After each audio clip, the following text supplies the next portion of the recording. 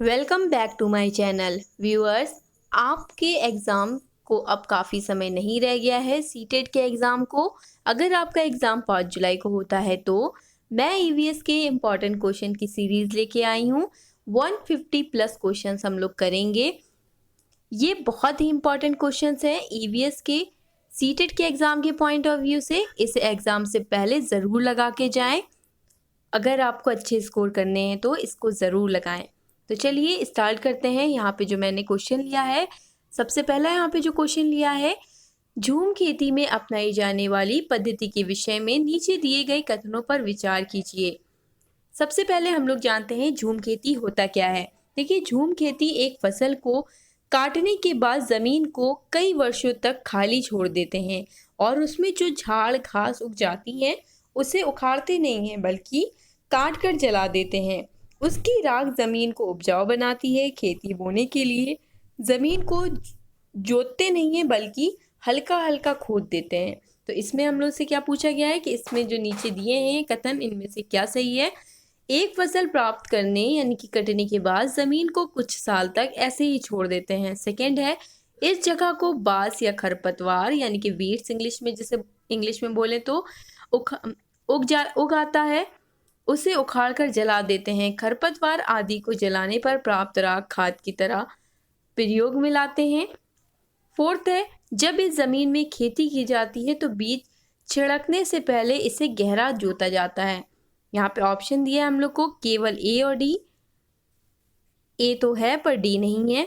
Second है केवल ए, तो यहाँ पे जो सही है वो है केवल ए, यानी कि एक फसल प्राप्त करने या कटने के बाद ज़मीन को कुछ साल तक ऐसे ही छोड़ देते हैं, इसे ही झूम खेती कहते हैं। तो चलिए हम लोग सेकंड क्वेश्चन को देखते हैं कि सेकंड क्वेश्चन क्या है। अगला क्वेश्चन है, किसी पर्वतीय क्षेत्र में प्रेषण करने पर यह पाया गया है कि लोगों ने अपने घर पत्थर, मिट्टी, लकड़ी और चूने से बनाए हैं। ये घर दो मंजिले हैं। नीचे के मंजिल पर जानवरों को रखते हैं तथा जरूरत का सामान भी इकट्ठा करके रखते हैं। वे स्वयं पहली मंजिल पर रहते हैं। सभी घरों की छतें समतल हैं तथा इन्हें पेड़ों के मोटे तनों से बनाया गया है। ये पर्वतीय क्षेत्र नीचे दिए गए किस प्रदेश का भाग है? तो याद रखिएगा, इस तरह के घर आपको जम्मू कश्मीर के ले में मिलेंगे, इसलिए यहाँ पे सही आंसर है इसका जम्मू कश्मीर।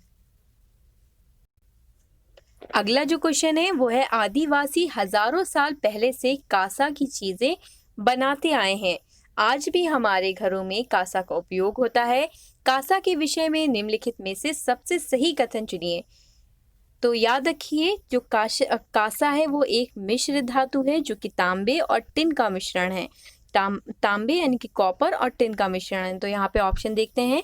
पहला ऑप्शन है ये तांबे और टिन का मिश्रण है। सेकंड है ये एल्युमिनियम और तांबे की भांति एक तत्व है। तीसरा है ये पीतल और तांबे का मिश्रण है। या फिर फोर्थ, ये तांबे, जस्ता तथा एल्युमिनियम का मिश्रण है। तो सही जवाब पहला है, ये तांबे यानी कि कॉपर और टिन का मिश्रण है, इसलिए इसका ऑप्शन 1 बिल्कुल सही है।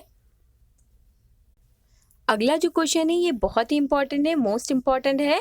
नारियल डली हुई किसी भी करी के साथ उबला हुआ टैपिकुआ, जिसे अगर आप इसे टैपिकुआ को कप्पा भी बोला जाता है, तो ध्यान रखिएगा क्या बोला जाता है, कप्पा भी टैपिकुआ को बोला जाता है। ये एक डिश का नाम है। तो नारियल डली हुई किसी भी करी के साथ उबला हुआ टैपिकुआ निम्नलिखित में से किस क्षेत्र का प्रिय भोजन है? तो याद रखिएगा, ये केरल का है प्रमुख भोजन, जिसमें नारियल डली हुई उबला हुआ टैपिकोवा खाया जाता है। ये केरल में खाया जाता है। तो इसको मोस्ट इम्पॉर्टेंट लिख लीजिए। इस क्वेश्चन को काफ़ी बार इसी क्वेश्चन को घुमा घुमा के पूछा गया है, तो इससे ध्यान रखिएगा। अगला जो क्वेश्चन है, आमतौर पर ये माना जाता है कि रात में जागने वाले जानवर हर चीज़ को जिस रंग में देखते हैं वह रंग कौन सा है? तो रात में जागने वाले जो जानवर होते हैं वो हर चीज़ को सफ़ेद और काले रंग में देखते हैं, इसलिए इसका जो ऑप्शन 1 है वो बिल्कुल सही है, काला और सफ़ेद। ना ही बैगनी नीला, ना ही हरा पीला, ना ही नारंगी और लाल। हर जो रात में जागते हैं जानवर वो हर चीज़ को ब्लैक एंड वाइट में देखते हैं, इसलिए इसका ऑप्शन 1 बिल्कुल सही है। अगला क्वेश्चन है, केचुओं को किसानों का मित्र माना जाता है, इसके लिए निम्नलिखित में से सही कारणों को चुनिए।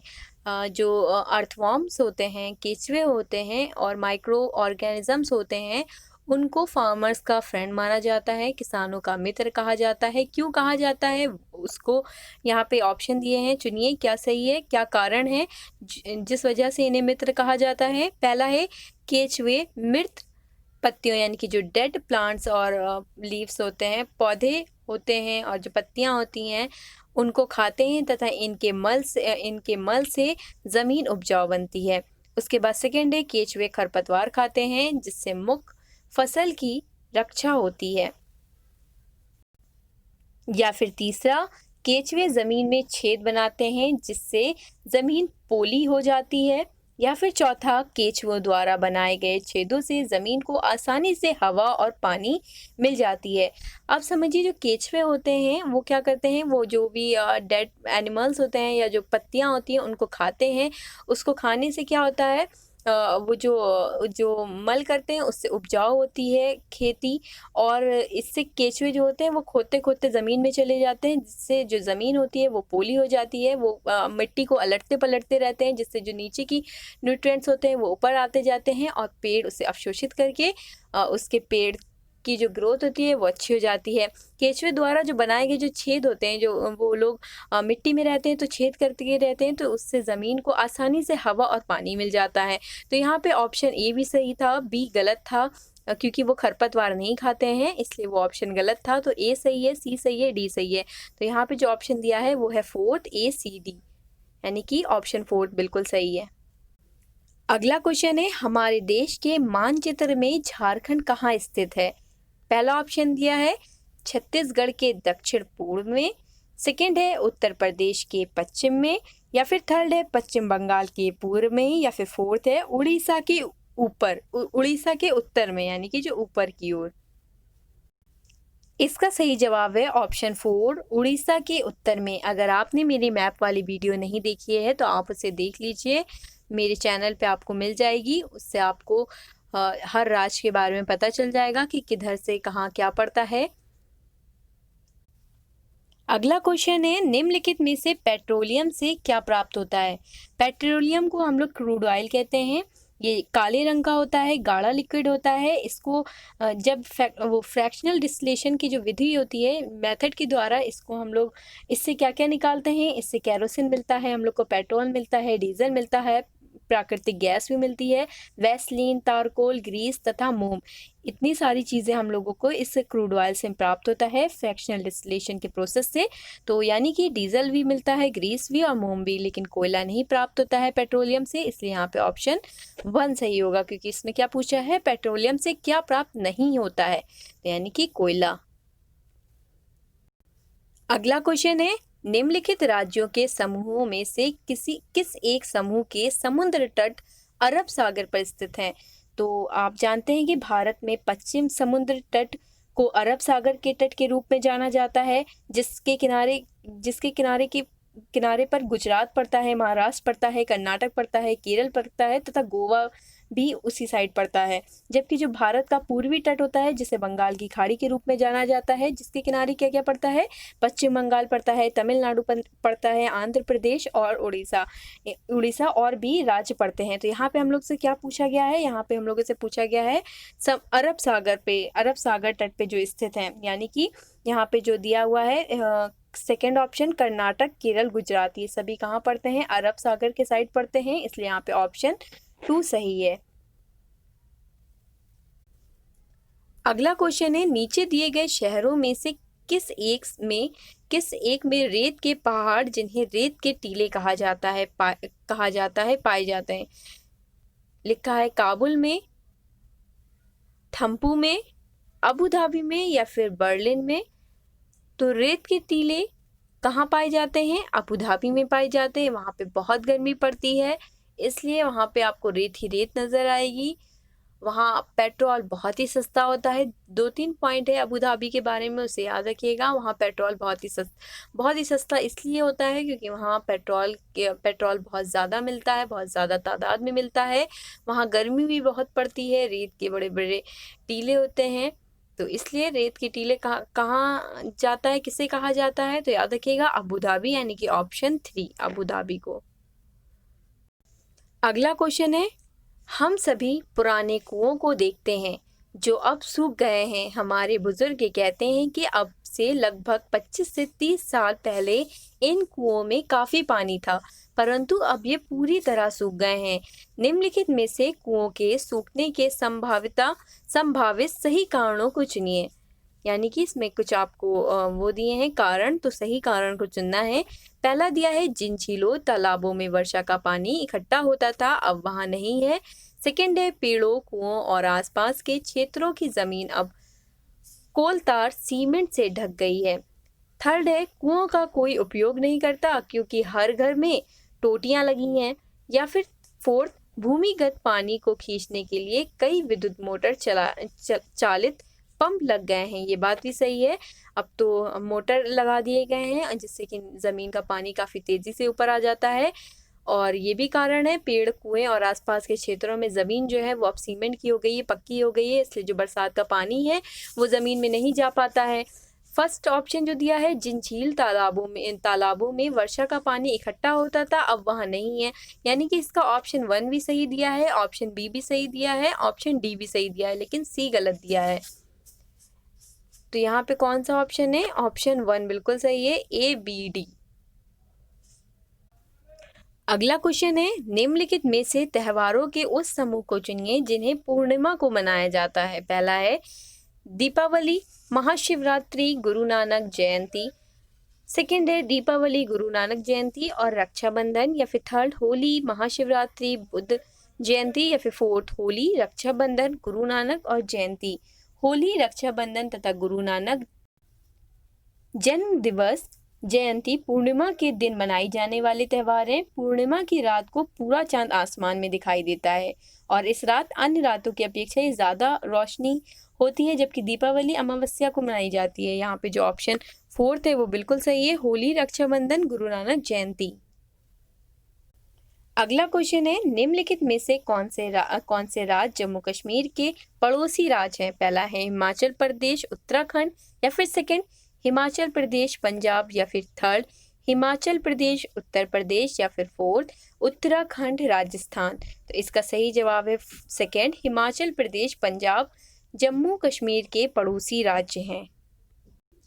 अगला क्वेश्चन है, प्रत्येक स्थान के नाम के साथ उस क्षेत्र में बनाए जाने वाले सामान्य घरों के सही विवरण का मिलान कीजिए। यानी यहाँ पे आपको स्थान का नाम दिया गया है और कुछ यहाँ पे घरों के बारे में बताया गया है कि किस तरह के घर होते हैं। तो आपको मिलाना है कि इन स्थानों पे कौन कौन किस तरह के घर होते हैं। जैसे यहाँ पे दिया है मनाली, राजस्थान, आसाम और लद्दाख। तो याद रखिए, जो मनाली है वहाँ पे किस तरह के घर होते हैं, वहाँ पे पत्थर या लकड़ी से बने छतों वाले घर होते हैं, यानी कि ए का सेकंड सही है। राजस्थान में किस तरह के घर होते हैं? राजस्थान में मिट्टी के घर होते हैं जिनकी छतें कटीली झाड़ियों से बनी होती हैं। तो यहाँ पे ऑप्शन जो दिया है वो कौन सा दिया है हम लोगों को? फोर्थ दिया है। यहाँ पे देखिए बी का फोर्थ, यानी कि राजस्थान का ये है, मिट्टी के घर होते हैं जिनकी छतें कटीली झाड़ियों से बनी होती हैं। उसके बाद आसाम में किस तरह के घर होते हैं? आसाम में बहुत बारिश होती है, यहाँ पे बांस के खंभों पर ऊंचे उठे हुए घर बनाए जाते हैं, यानी कि यहाँ पे ऑप्शन सी का फर्स्ट होगा।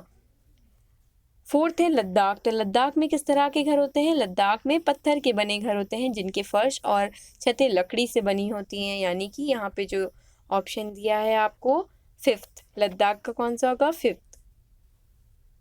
यानी कि यहाँ पे ऑप्शन जो हम लोग को दिया है वो ये दिया है, ए का फोर्थ नहीं, ए का सेकंड था, यानी कि ए का सेकंड इसमें भी है।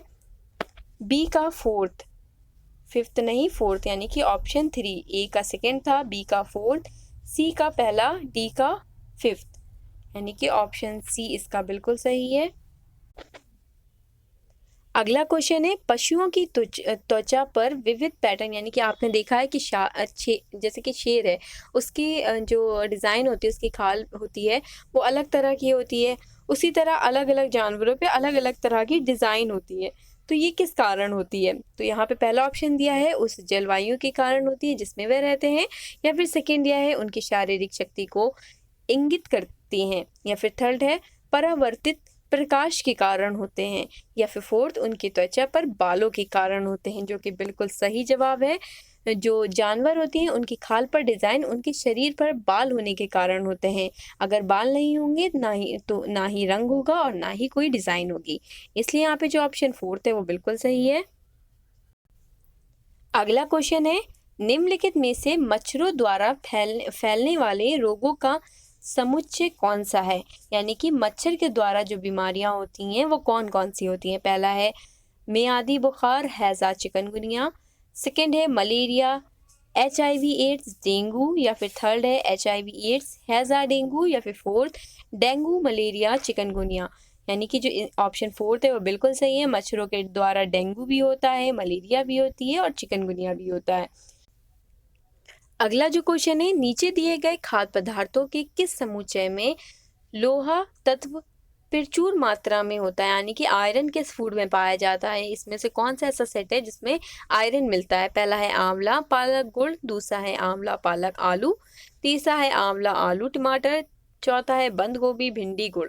तो यानी कि जो इसका पहला ऑप्शन है वो बिल्कुल सही है। आंवले में भी आयरन पाया जाता है, पालक में भी आयरन पाया जाता है और गुड़ में भी बहुत आयरन पाया जाता है। इसलिए यहाँ पे जो ऑप्शन 1 है वो बिल्कुल सही है, आंवला पालक गुड़। अगला क्वेश्चन है, हमारे देश के लगभग सभी भागों में मिर्च का उपयोग भोजन पकाने में किया जाता है।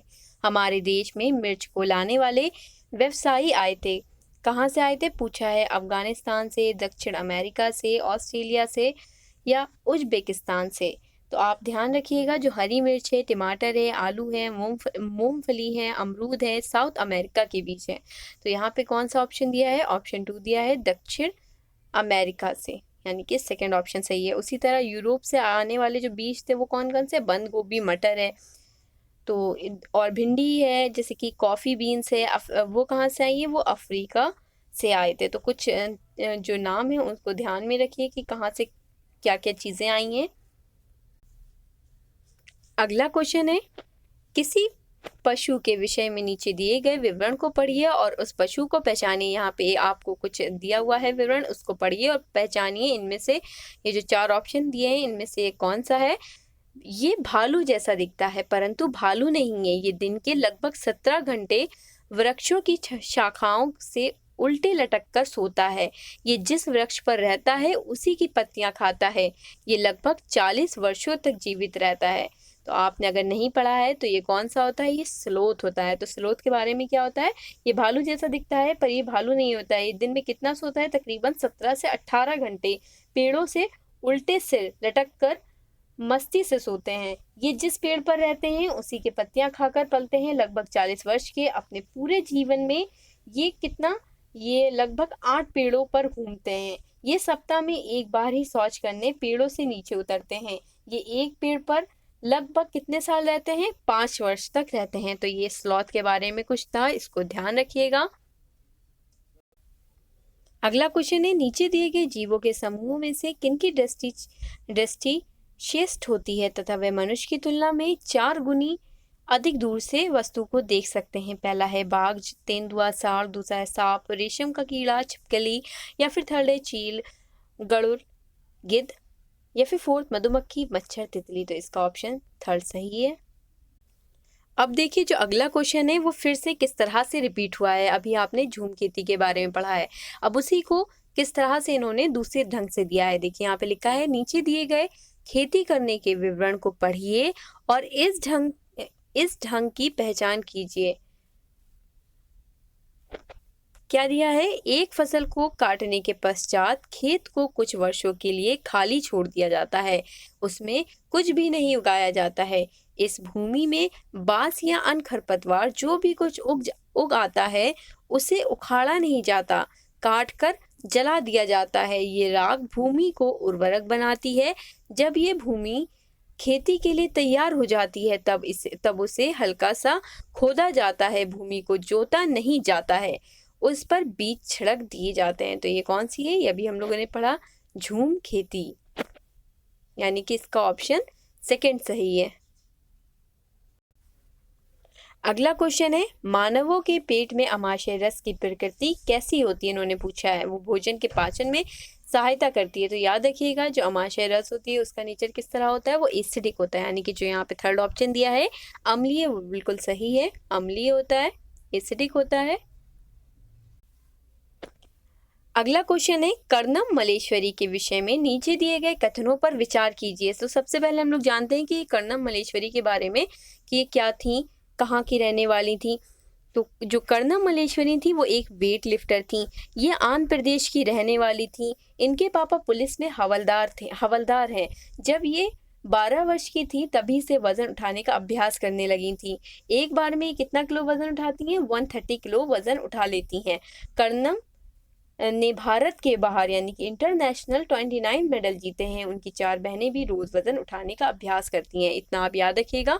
यहाँ पे क्या लिखा है? वो अंतर्राष्ट्रीय ख्याति प्राप्त यानी कि वेट लिफ्टर हैं, यानी कि इसका ऑप्शन 1 बिल्कुल सही है। सेकंड है वो कर्नाटक की हैं, अभी हम लोगों ने पढ़ा वो आंध्र प्रदेश की हैं।